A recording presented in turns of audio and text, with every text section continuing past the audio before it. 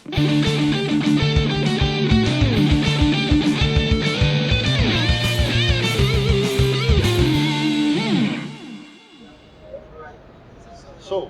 I want to go back to the beginning a little bit. Okay. About the book. Why did you choose to make a game based on this book? Okay. I can answer. Maybe it won't be a short answer, but if you look at Sapkowski, Sapkowski wrote the first short story about Striga when I was in high school. I'm 41 years old. It was the 80s actually. Oh, the 80s. Yeah. I still remember when I was in high school and I got the monthly edition of a magazine called Fantastica, which is like science fiction mag or fantasy mag. And more science fiction. More science fiction. They did some fantasy. He's still reading it until today. It still exists. Actually. So and then it sort of exploded. I mean, his writing was every teen, every young adult knew Sapkowski, read Sapkowski, and it's a big book, Holland. It's actually 7 books, and he just published the 8. So it's like our Tolkien. I think that's probably the best comparison we can have. So we wanted to do an RPG. We still first started with a port of Baldur's Gate Dark Alliance because we're the distributor of Interplay, didn't have a PC version. Cut the long story short, Interplay had financial troubles. They advised us not to continue, but we already had the sparkle of making our own game. That was always our dream. And then suddenly somebody tells us, hey, probably there is a chance to buy the rights to The Witcher, publishes Wiedźmin. And we're like, okay, yeah, where? And that's pretty much, it's a no-brainer. So if something like this happens, it's karma. Opportunity given by life. Yeah, exactly. And then if I put it into perspective, we are a distributor of games, known for being fair to gamers, doing big Polish localizations, getting the best pricing for gamers for games in Poland because we had lower prices than in Western Europe. That was all part of our strategy.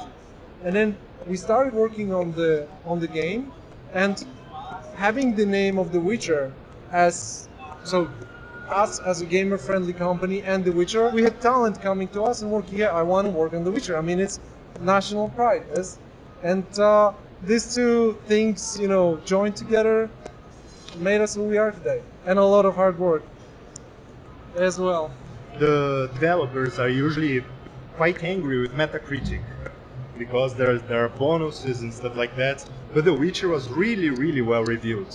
So I'd like to see if perhaps you have a counterpoint to that, or how do you see Metacritic in the place of the industry of games?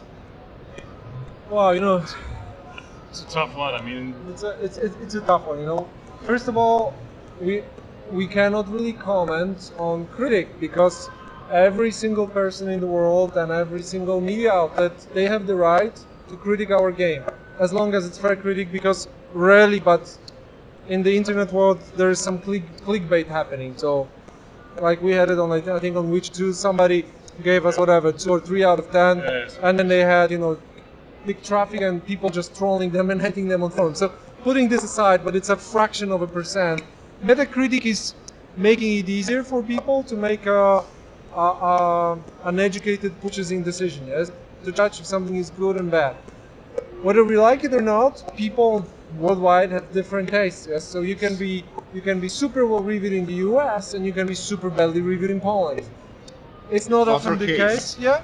Your case was well reviewed everywhere. Yes, but it's also, Metacritic is also a function of how you communicate. We are traveling a lot. We are talking to the journalists, we're explaining our game. I think game developers shouldn't expect that they present them a game without saying a word and suddenly everybody will love it. No, it's all about, we're all humans. We need to explain what we mean, why we do what we do, yes? And sometimes doing this in a game, it's not enough. You have to meet these people. You have to present it to them.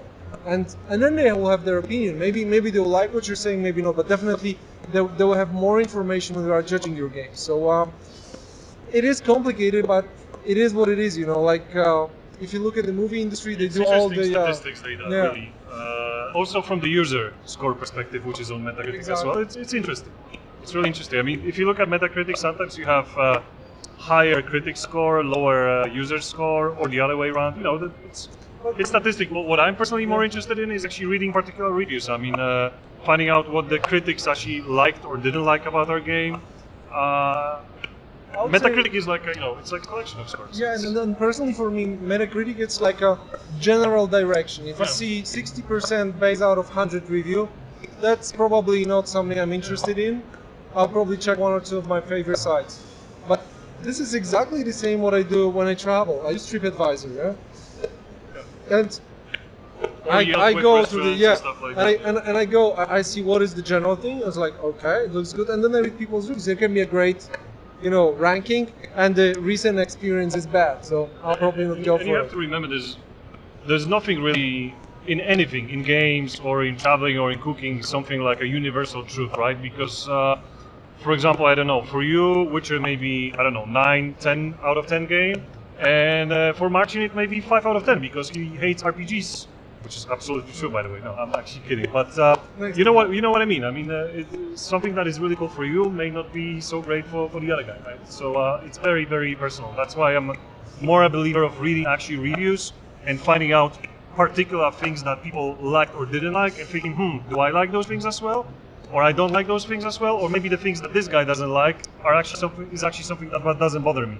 So that's why I'm saying Metacritic is more statistics, really, than. There's no such thing as universal truth, so to say. About the relationship that you said with media, one thing that's really interesting is that usually games in the box come with only the disc, not even the manual. And you had the soundtrack, a letter thanking the fans.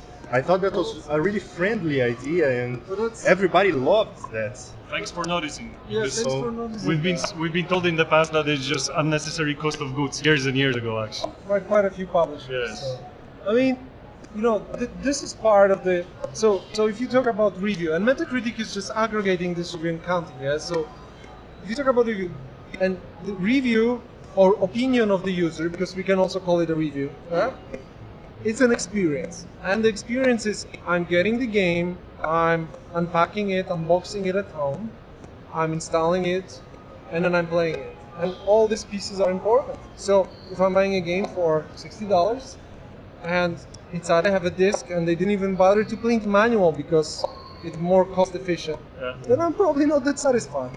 And if I'm getting a game and I see that somebody cared, somebody thought about me, there is a map, stickers, it's not expensive things. Oh, I'm still like, wow, these guys are thinking about it. I like that. Yes, of course. Then the real moment of truth is the game. But if we can make the whole experience nicer, why not? It's about some basic respect for the customer, really, which we believe in, which you can actually see in a lot of industries. I mean, take for example, phones. If you buy your Samsung phone or iPhone or something, you don't buy it in a plastic bag as well. That would probably be a different experience than bringing a new shiny box, unpacking it, finding the manual, cables and stuff like that. It's probably a similar way of thinking behind that, although I don't really know how these guys think, but I imagine this is similar path of thinking, I guess. And how do you think that works with the digital selling? Like, I got the digital version of The Witcher, so I didn't get those extra friendly things that I'd really like to get, actually.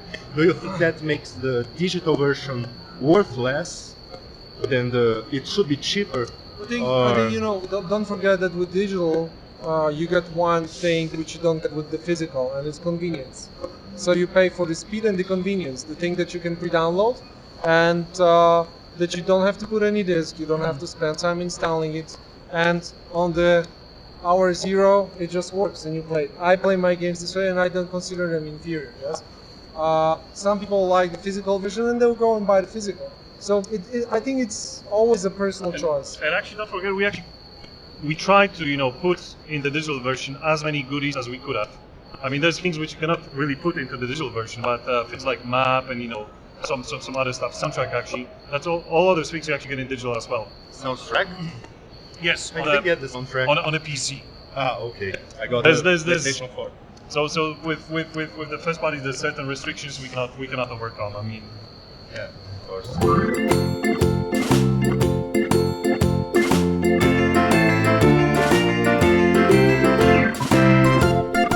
Guys, thank you very much for supporting us, for going out and buying The Witcher. We really appreciate it. We'll keep on the good work. We'll keep on localizing to Brazilian Portuguese, and I hope you'll enjoy our games. Obrigado and much love from Poland, from the Witcher team. Bardzo dziękujemy. Bardzo dziękujemy, Brazylio.